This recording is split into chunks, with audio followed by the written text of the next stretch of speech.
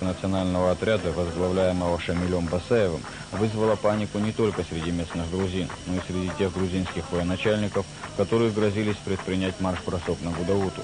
С большой любовью и благодарностью вспоминает наш народ бесстрашных чеченских бойцов, проявивших чудеса храбрости в первой шромской операции, которая, несмотря на ее неудачный исход, заметно пошатнула позиции противника. Особенно ярко героический дух чеченских бойцов раскрылся во время Гагрской операции. Только в боях за освобождение Гагры сложили головы десятки чеченских добровольцев.